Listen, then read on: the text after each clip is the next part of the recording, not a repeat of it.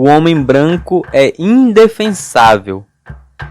Desde que o Ocidente lançou-se ao mar, o mundo sangra.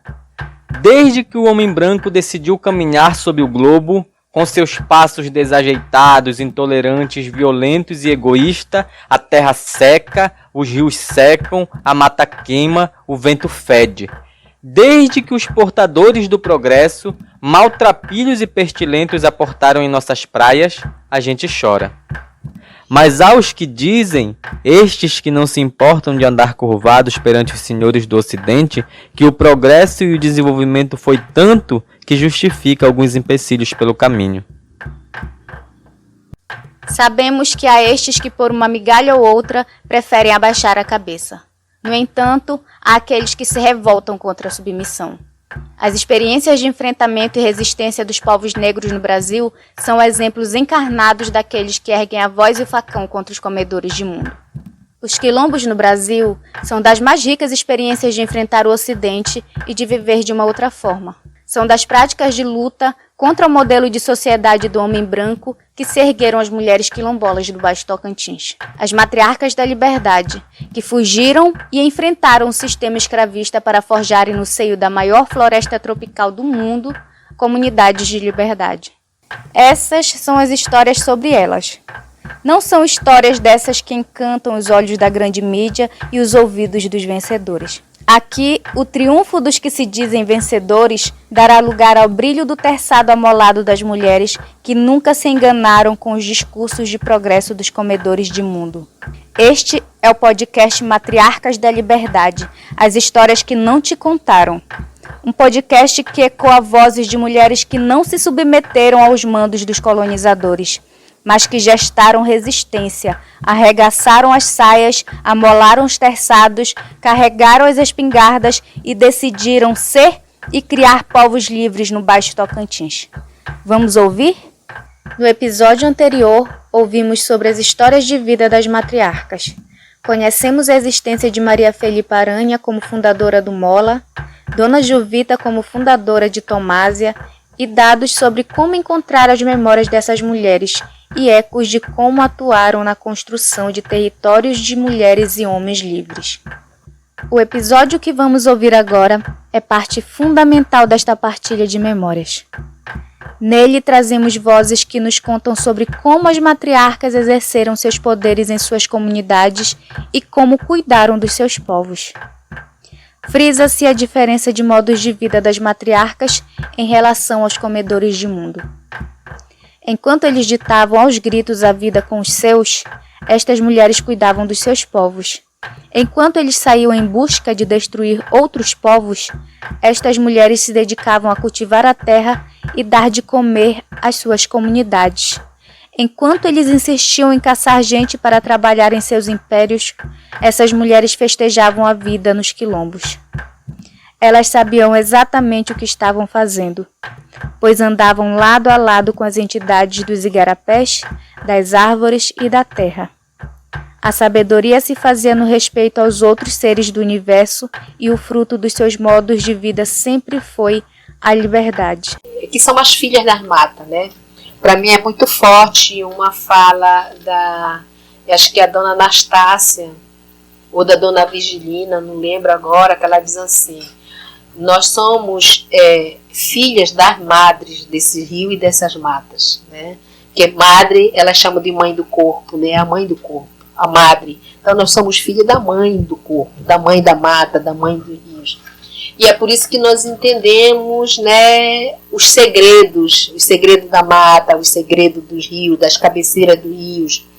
E ela vai muito além, ela diz assim: as nossas avós, as nossas bisavós foram presas no campo da África, quando elas estavam no campo colhendo as plantas para fazer os remédios.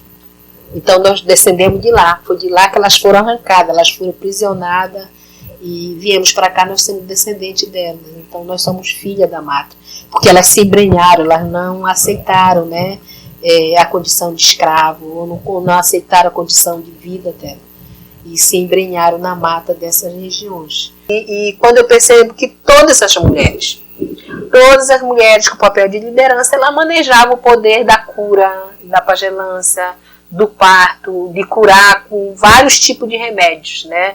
Os remédios, como elas dizem, tirados das barrancas do rio, das cabeceiras do rio, do oco das matas, dos igarapés, né? Então, são poderes e saberes, como diz não só a Vigilina, a Anastácia e a Felicidade, que vem da herança dessas pretas velhas, como ela diz, que foram pegas nos campos, né, na África. Todas essas mulheres que têm essa trajetória de poder e de liderança, elas manejam o poder de cura. Elas têm o dom da cura. Porque elas são as mulheres que são bezedeiras, elas são parteiras, elas são curandeiras. Eu falo isso porque há diferença. A parteira, que embora ela processe um momento de cura, mas os guias delas ou os encantados dela não permitem que ela faça a cura. Ela tem que fazer o parto, só o parto. E a casa de curandeiras, que embora ela maneje a facilidade para ajudar no parto, mas tem os encantados e os guias delas que não permite que ela tenha aproximação com o parto, com o sangue, né? Então vai muito das entidades que elas têm, que elas carregam com ela e que guiam a espiritualidade dela. Então, se a gente for vendo todas essas mulheres que lideravam nesses povoados, ou elas curavam, ou elas partejavam, no mínimo elas tinham a benzeção para curar as doenças mais lentas nesses locais. E eram elas as únicas pessoas que faziam isso. A bendita Madalena, que era parteira. Parteira. A vovó era parteira. E curiosa. Era de dom. Era mesmo. Sim, ela... Tantas crianças passou pelas mãos da vovó. E ela não sabia ler nem escrever. Mas, mana, se tu sentasse para conversar com ela, tu pensava que a vovó era até uma professora. A minha avó não era guerreira, era corajosa, era uma mulher de coragem, de batalha, mas a vovó toda, nós que nascemos. Foi ela que pegou. Eu que pegou. Ela falou que eu fui mais apressada, que eu nasci de 7 meses. Foi mesmo? E ela pegou de 7 meses? Pegou de 7 meses. Como é essa pessoa? Ainda tive nascimento de pé, mano. Nasci de pé, foi muito maravilhoso de fazer, minha mãe, né? Que eu nascesse de 7, que se eu fosse de 9 era a coisa mais difícil.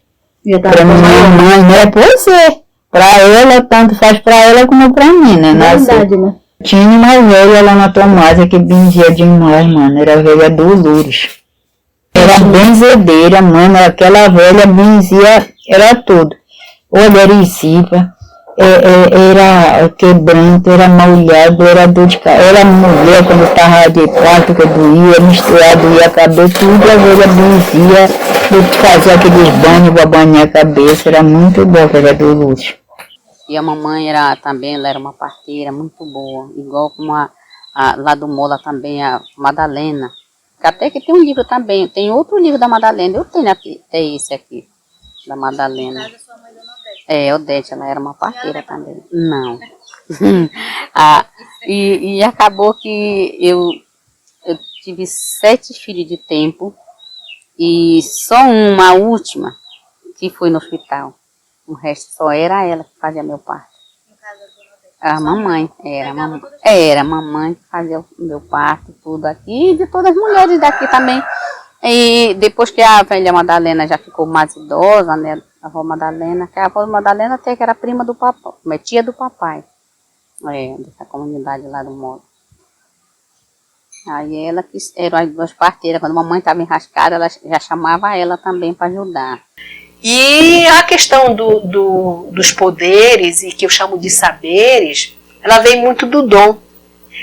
Eu trabalho muito na obra Filha das Matas, com dom de partejar, com dom de benzer, e da desorganização também no início, que é para a vida dessas mulheres. Eu tenho felicidade, contando assim o sofrimento que foi para ela desenvolver o dom dela, né, de cura. A própria Dona Madalena Borja, que ela diz que ela, quando os guias estavam, ela andava de costa, né? Porque as pessoas saíam, ela andava de costa, aparecia o calcanhar dela, na verdade ela estava indo por outra direção. Então, elas iam para lugares que eram os lugares de encantamento. Elas sabiam onde era o lugar de encantamento, onde tinha as energias boas e ruins. Tinha umas que desenvolvia sozinho, tinha outras que precisavam da ajuda de outras mulheres para direcionar, né? Elas usavam uma expressão ali, a dona Benedita aqui da Vila de Joaba, ela usava a expressão que dizia assim, era direcionar o namoro dos guias, porque você não é porque você quer, você é escolhido para isso. Quando eu comecei, nós morávamos aí na rua Silva Jorge, lá embaixo onde eu fui nascida e criada. Aí, como o compadre Janito veio do Mutacá e comprou uma área de terra, plantou a casa dele lá, a mulher dele precisou da parteira, foram buscar uma tia minha, tia Maruquita. E aí, quando deu a dor nela, foram buscar ela e a minha mãe esteve lá. Aí a minha mãe chegou em casa e falou para mim, Raimunda, senhora, tu vai lá para a casa do Janito, com a pombinha, vai fazer mingau, porque tu tá vendo que lá não tem quem faça. Tá, aí eu vou, mãe. E aí eu fui embora para lá. Chegando lá, chegou na hora para ela ter, a tia Maruquita falou para mim assim, que era a mãe desse João Procópio. Ela disse, minha filha, fica aqui com a pombinha, senta aqui nesse cepo, enquanto eu vou lá embaixo. A cara ficava descida para o igarapé, esse igarapé aqui abaixo do Joab. Aí ela foi embora, mentira. Ela chegou lá na cozinha, ela pegou o cachimbo, sentou lá na escada e começou a fumar. E aí ela falou para mim, Raimunda, eu vou morrer. Eu disse, por que a senhora vai morrer? É porque essa dor está demais. Eu disse, não, mas o Senhor está com nós, Ele lhe deu, Ele vai tirar esse bebê, fiquem assim. E aí aquilo veio na minha mente, que eu haveria de pegar assim na barriga dela e dar uma sacudida assim no lado, né? E eu peguei, dei uma sacudida e lá vem a menina. Essa que é a mulher do Luchita, Maria Emília. Quando nasceu a menina, eu falei, meu Deus, e agora? E aí eu comecei, me desesperei e comecei a chamar. Tia Maruquita. Ela falou dela, vai tirar tua bunda. Aí a porta era aquelas tábuas de miriti que a gente tecia, né? Para fazer aquelas velas para descer, que era a nossa porta. Ela empurrou. Chego lá, quando eu vi o cordão minicar descendo, eu falei que era o bucho dela que estava caindo com tudo. E aí que eu falava, Maruquita, me acuda que tá saindo da mulher um bocado de bucho, eu falava pra ela. Aí ela veio e me deu uma palmada na minha costa. Bah! Aquele tempo eu era que nem a Maricilda, era grandona, né? E aí ela me deu essa palmada na costa e falou pra mim, tu tá pensando que eu não sei quem tu é? Aí eu dublei assim, eu falei, titia, tá me estranhando. A senhora sabe sim quem eu sou. Eu disse, pois é. Tu tá te negando de uma coisa que Deus botou no teu caminho. Tu já nasceste com isso. A tua missão vai ser essa. Foi o que Deus te deu. É isso. Conforme eu digo, pelas veredas da vida dela, elas vão se forjando mulheres de poder, mandando nos seus povoados, elas sendo médicas, né? Médicas e deusas dentro do seu povoado, elas são médicas e deusas. E eu consigo ver também o conflito com a própria medicina oficial, né? A partir da década de 70, 90, quando o Ministério de Saúde se apropria dos saberes dessa mulher, porque a medicina legal ela não consegue chegar nesses povoados como não chega até hoje. A gente sabe que é um caos, né? É um caos o sistema de saúde. Você marca, a minha irmã marcou um dia, levou 3 meses para fazer um exame, teve que pagar, né, para fazer o exame. Então é um caos. E esse período, essas mulheres são a única que gerem a saúde dessa população. Elas que curam, elas que fazem parto, elas que fazem tudo.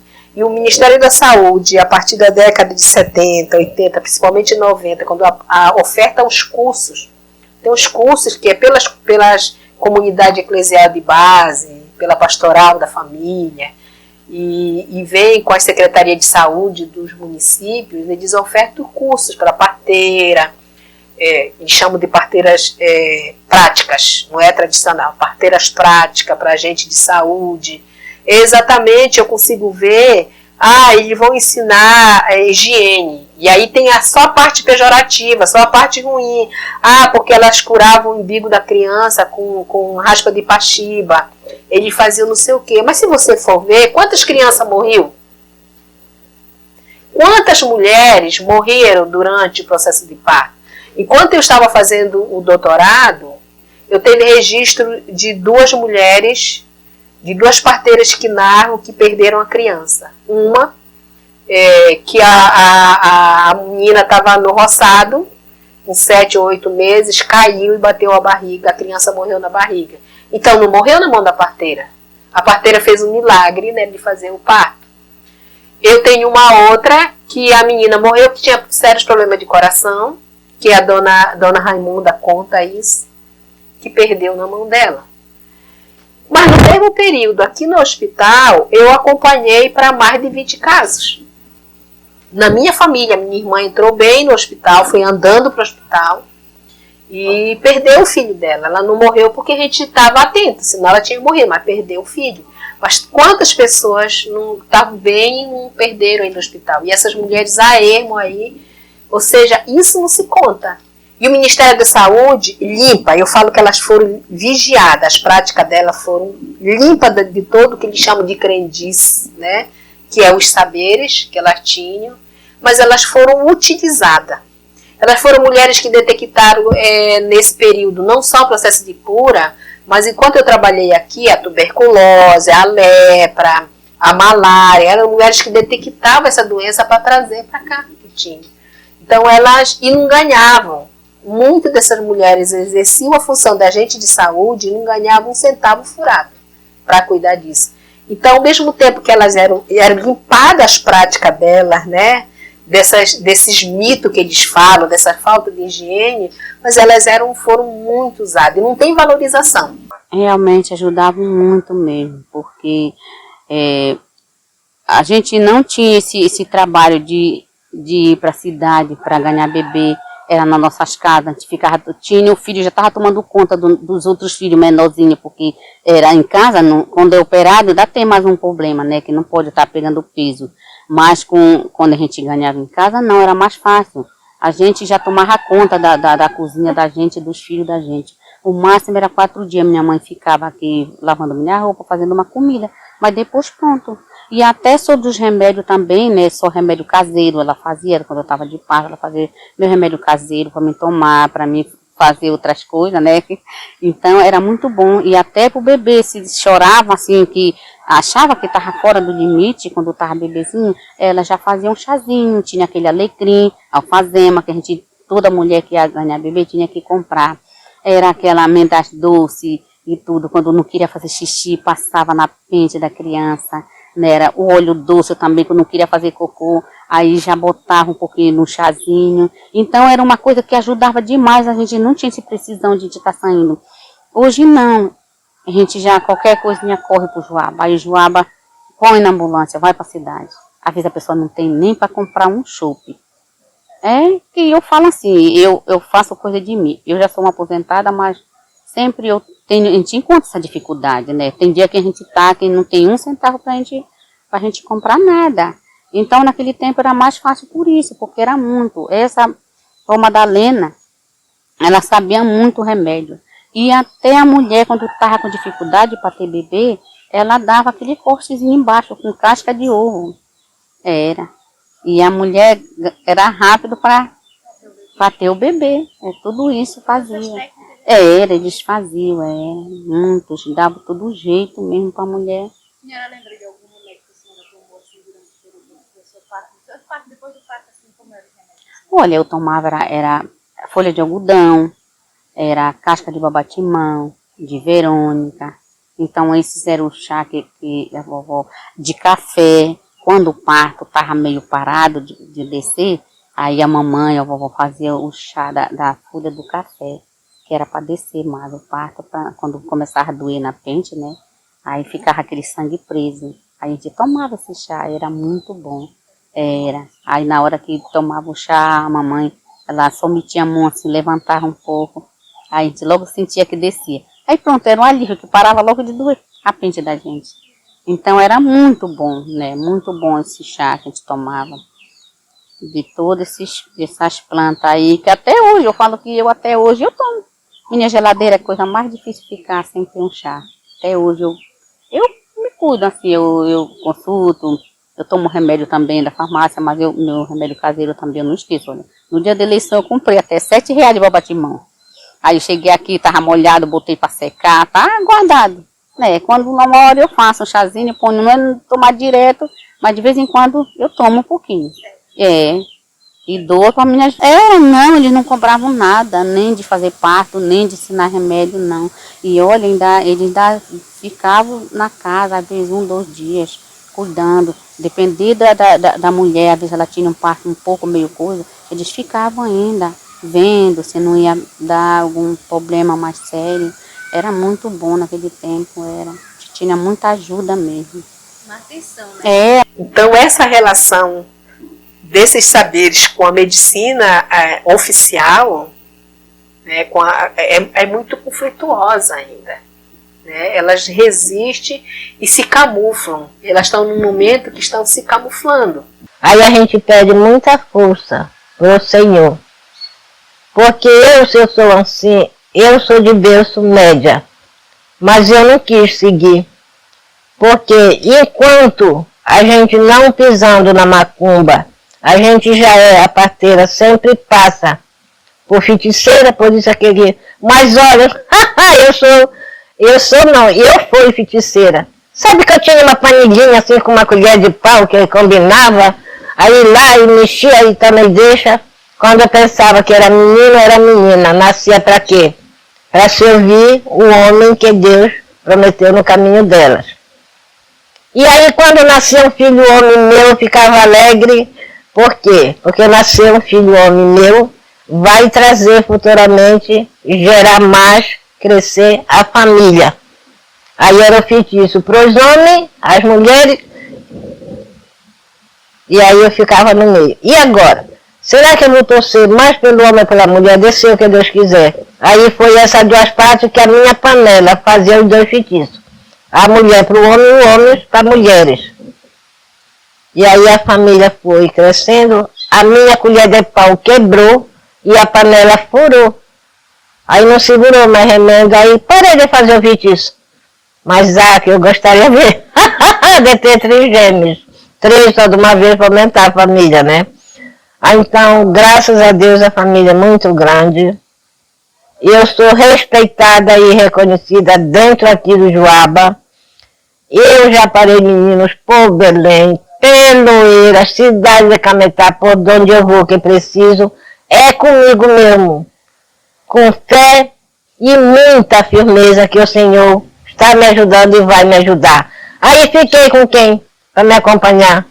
José Raimundo. Não me chame Zé Raimundo, que eu não sou seu camarada. Me chame José Raimundo, beirador da beira d'água. Me chame José Raimundo, pescador da beira d'água. Aí eu fico com Zé Raimundo, a minha cavalheira Mariana, Mariazinha das Pedras, para me ajudar no meu parto. E pronto, e basta.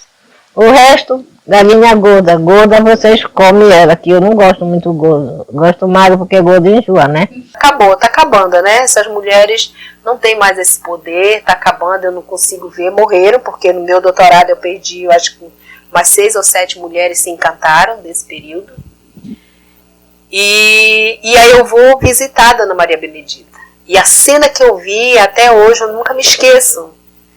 Porque eu vi a menininha, ela gemendo no quarto, eu conversando com o pessoal ali na sala. A menininha vem lá, traz um terço na mão, vem diante do pequeno oratório que ela tinha, faz as rezas, volta para lá, toca a barriga, o corpo da Dona Maria Benedita, e fala assim, olha, fazer um chá de feijão com andu e não sei o que é outra planta, dá para ela. A menina pega e deita numa redinha assim, encostada na parede. Deita e dorme. O pessoal vai lá, faz o chá e traz. Aí depois assim, você fica impactado.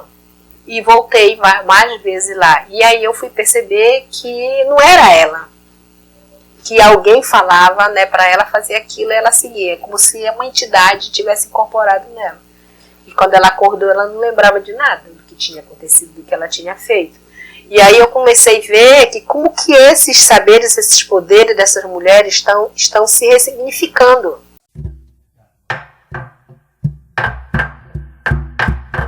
E não por acaso, a existência do Mola, Tomásia e tantos outros quilombos paridos no Baixo Tocantins foram e continuam sendo exemplos de um modo de viver que cultiva saberes ancestrais, tecidos pelas mãos das matriarcas da liberdade. A sabedoria sagrada dessas mulheres são marcas de um povo em diáspora que se banhou das sabedorias divinas das matas do Baixo Tocantins. Saberes esses que faziam nascer, alimentavam, ensinavam, curavam e protegiam cada um e cada uma que se deixava ser cuidada por elas. No próximo episódio, finalizaremos essa jornada entendendo os desafios das organizações que herdaram os passos das matriarcas da liberdade no Baixo Tocantins. O podcast Matriarcas da Liberdade e as Histórias que Não Te Contaram é um projeto premiado pela Fundação Cultural do Pará através do edital de incentivo à arte e à cultura do ano de 2022.